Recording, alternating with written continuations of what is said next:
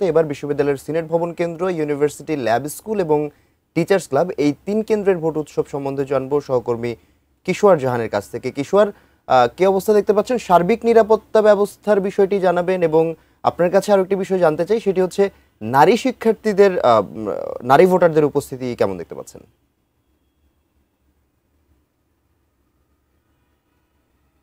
সহকর্মী কিশোর জাহান রয়েছেন বিশ্ববিদ্যালয়ের সিনেট ভবন কেন্দ্র, ইউনিভার্সিটি ল্যাব স্কুল এবং টিচার্স ক্লাব এই ৩ কেন্দ্রে।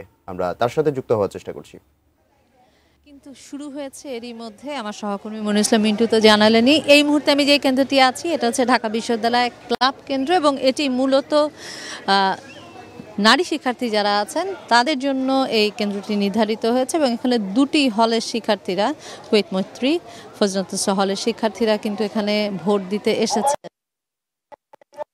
সকালে ৮টা থেকে কিন্তু শুরু হয়েছে, খুব বেশি সময় গড়ায়নি, কিন্তু এই যে এই লাইনটি কিন্তু আসলে মূল রাস্তা পর্যন্ত গেছে এবং সেখানেই ওনাদেরকে আসলে লম্বা সারিতে দাঁড়া করিয়ে রাখা হয়েছিল। ঠিক ৮টা বাজার পরেই কিন্তু শিক্ষার্থীরা আসলে লাইন করে কেন্দ্রের ভিতরে প্রবেশ করছেন।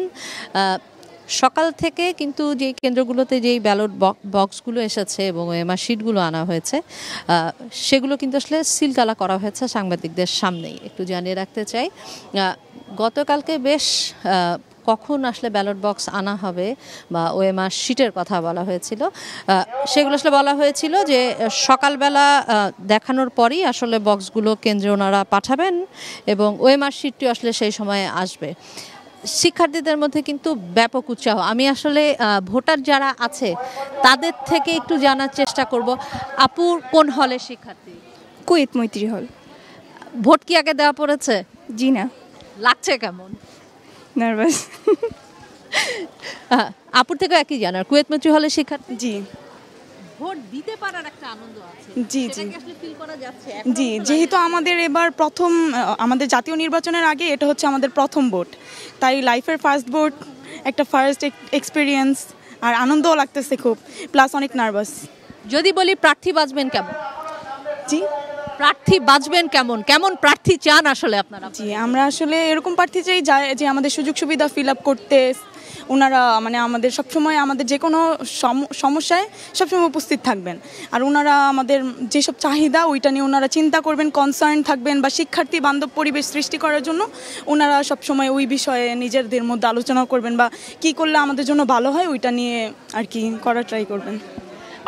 বলছিলাম যে আসলে শিক্ষার্থী যারা আছে তারা কিন্তু কেমন নেতা চান, কেমন ভিপি চান, কেমন জিএস চান, এটি কিন্তু একটি প্রশ্ন। আমরা কিন্তু নির্বাচনকে ঘিরে পুরোটা সময়, কারণ ২৬ তারিখ থেকে প্রচার প্রচারণা শুরু হয়েছে, তার পরবর্তী সময়ে কিন্তু প্রার্থী যারা আছেন তারা কিন্তু ইশতেহার নিয়ে শিক্ষার্থীদের কাছে গেছেন, তাদের ভোটটি পাওয়ার আশায় তাদেরকে আসলে তাদের ইশতেহার বোঝানোর চেষ্টা করেছেন। তবে শিক্ষার্থীরা কিন্তু এবার কোনো প্যানেল নয়, ভোট দিবেন ব্যক্তি বুঝে, সে কথাটি বলছিলেন এবং এটিও বলছিলেন যে ওনারা আসলে সেরকম ভিপি, জিএস বা কেন্দ্রীয় সংসদে সেরকম নেতাই দেখতে চান যারা তাদের হয়ে কথা বলবে। এই জিনিসটি কিন্তু আসলে পরিবর্তিত যে প্রেক্ষাপট ৫ই আগস্টের পরে তারও এক সুফল বলতে হবে। এইবার সব মিলিয়ে আমরা বলছি প্রায় 10টির মতো, পূর্ণ এবং আংশিক মিলিয়ে প্রায় 10টির মতো প্যানেল কিন্তু এবার নির্বাচনে প্রতিদ্বন্দ্বিতা করছে। এর বাইরে তো আসলে স্বতন্ত্র আছে, কিন্তু সব মিলিয়ে অভিযোগ আছে। গতকালকে পর্যন্ত আমরা অভিযোগ দেখেছি, সাইবার বুলিংয়ের অভিযোগ এসেছে, সাইবার অ্যাটাকের অভিযোগ এসেছে, কিন্তু তারপরও প্রার্থীদের অভিযোগের পরেও কিন্তু সবচেয়ে সুন্দর যে বিষয়টি সেটি হচ্ছে শিক্ষার্থীরা ভোট দিতে চান, ওনারা ভোট দিতে এসেছেন এবং এই দীর্ঘ যে লাইন, সেই লাইনই কিন্তু বলে দেয় ওনারা আসলে ভোট দিতে কতটা আগ্রহী, নিজেদের পছন্দের প্রার্থী বাছাই ওনারা আসলে কতটা সিনসিয়ার।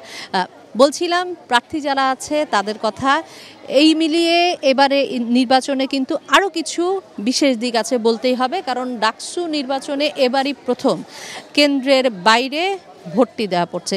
সেটিও কিন্তু প্রথমবারের মতো, কারণ এটিও শিক্ষার্থীদের দাবি ছিল যেন হল থেকে বাইরে নির্বাচনটি দেওয়া হয়, কারণ নানা সময়ে এই নির্বাচন নিয়ে নানা ধরনের কথা কিন্তু হয়েছে। বলছিলাম যে শিক্ষার্থী থেকে জানার চেষ্টা করবো, এটি একটু জানার চেষ্টা করি।